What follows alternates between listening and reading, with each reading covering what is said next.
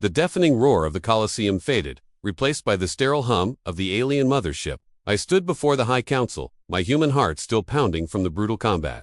I was the champion, the victor of their galactic tournament, and now it was time for my reward. The Grand Proctor, a being of pure light whose form shimmered and shifted, gestured towards two figures standing silently in alcoves. Two alien females, breathtakingly beautiful, yet starkly different. On my left was Lyra Azelishin. Her skin was the color of a twilight sky, a deep indigo dusted with constellations that pulsed with a soft, inner light. Her eyes were liquid silver, holding an ancient sadness, a wisdom that spoke of fallen stars and forgotten empires. Her people were telepaths, known for their empathy and profound connection to the cosmic consciousness.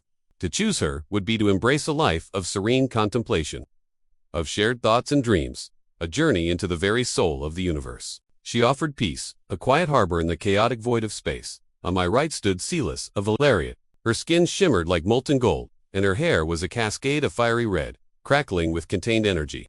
Her eyes were emerald green, sharp and intelligent, missing nothing. The Valerians were warriors and engineers, a race of action and ambition. They carved their destiny from the fabric of spacetime itself, building starfaring empires with grit and genius. To choose her would be a life of thrilling adventure, of exploring uncharted galaxies, of building new worlds from scratch.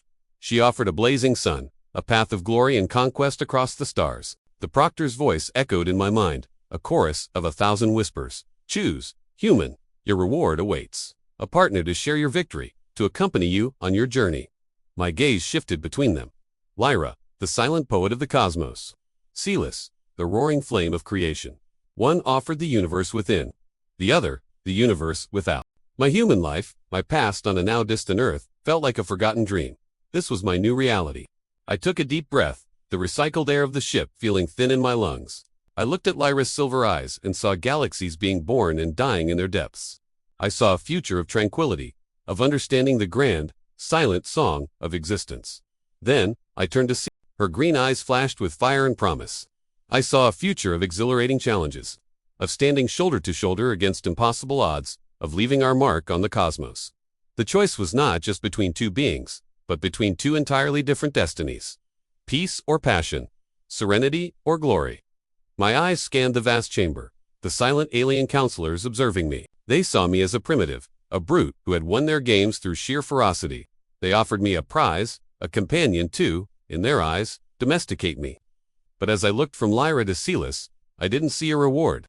I saw two individuals, each with her own history, her own hopes, her own soul. They were not trophies to be won. My victory in the arena was my own. It didn't grant me ownership over another being.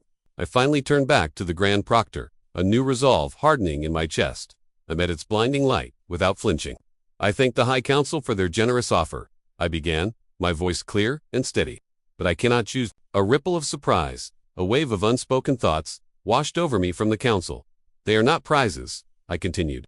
They are people. My reward was surviving your tournament. My freedom is all I require. I then looked at Lyra, and then at Celis, and gave them both a nod of respect. I turned my back on the council and walked towards the hangar bay, my own path waiting.